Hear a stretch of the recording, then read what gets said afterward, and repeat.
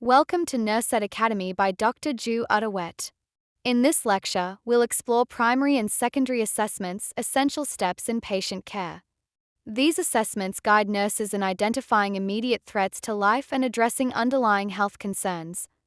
Primary and secondary assessments are systematic approaches to patient evaluation. The primary assessment focuses on identifying life-threatening conditions, while the secondary assessment provides a more detailed examination of body systems to uncover additional health issues.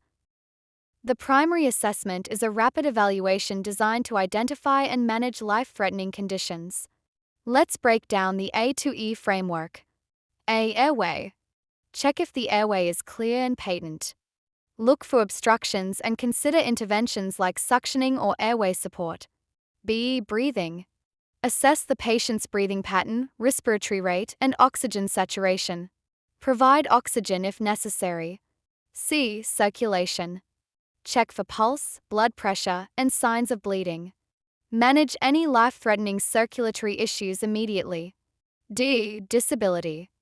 Evaluate neurological status using tools like AVPU, alert, voice, pain, unresponsive, or the Glasgow Coma Scale. E. Exposure. Inspect the patient's entire body for injuries, rashes, or other abnormalities, while maintaining temperature and dignity. The secondary assessment. It can be referred as a body system assessment or focused assessment, is a comprehensive evaluation that builds on the primary assessment. It focuses on identifying less immediate but significant health issues. Let's look at each system. Respiratory system.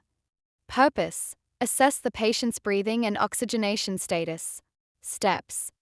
Inspect, observe chest symmetry, respiratory rate and effort, e.g., use of accessory muscles. Palpate, feel for tenderness, chest expansion, and tactile fremitus. Percuss, tap on the chest to assess resonance or dullness, e.g., indicative of fluid or air. Auscultate, listen to lung sounds for abnormalities like wheezing, crackles, or stridor. Key findings. Normal, clear breath sounds bilaterally. Abnormal, diminished sounds, wheezing, or crackles. Cardiovascular system. Purpose, evaluate the heart and circulatory system. Steps. Inspect, look for signs of cyanosis, edema, or visible pulsations. Palpate, feel pulses, radial, carotid, pedal for strength and rhythm. Auscultate, listen to heart sounds at all four valves, aortic, pulmonic, tricuspid, and mitral, and Erb's point. Assess capillary refill and jugular vein distension, JVD. Key findings. Normal, regular heart rhythm, capillary refill less than 3 seconds. Abnormal, murmurs, bradycardia, tachycardia, or edema. Neurological system. Purpose, assess cognitive and neurological function. Steps. Assess level of consciousness, LOC, using AVPU, alert, voice, pain, unresponsive, or Glasgow Coma Scale, GCS. Test cranial nerves, e.g., eye movement, facial symmetry. Evaluate motor and sensory function, e.g., strength, reflexes. Observe for speech clarity and pupil reaction, PERLA, pupils equal, round, reactive to light and accommodation. Key findings. Normal, fully alert, oriented, strong motor function. Abnormal, disorientation, unequal pupils, or weakness. Gastrointestinal system. Purpose, evaluate digestive function and abdominal health. Steps.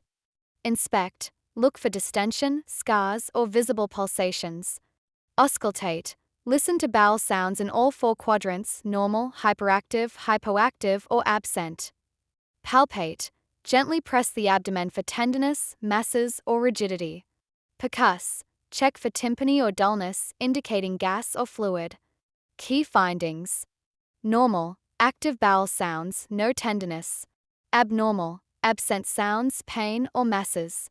Musculoskeletal system. Purpose, assess mobility, joint function, and muscle strength. Steps. Inspect, check posture, gait, and joint alignment.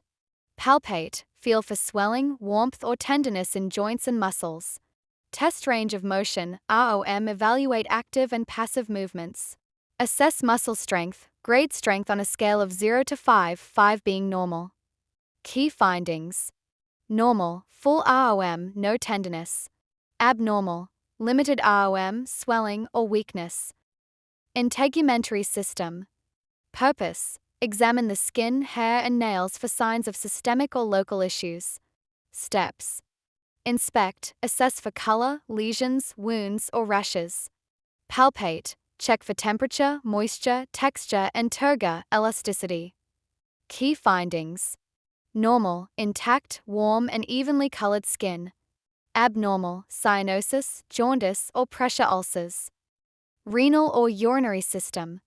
Purpose: assess all aspects of urinary elimination or renal function. Steps: collect subjective data. Ask about urination patterns, pain, or discharge. Inspect. Check for signs of swelling or abnormalities in the pelvic region. Palpate. Feel for bladder distension. Key findings: normal, clear urine, no pain or abnormalities. Abnormal, painful urination, hematuria, or retention. Primary and secondary assessments are important in medical evaluation.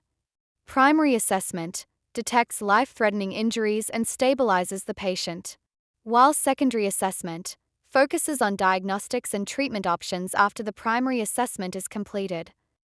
For more nursing lectures, please subscribe Nurse Ed Academy by Dr. Ju Utterwet.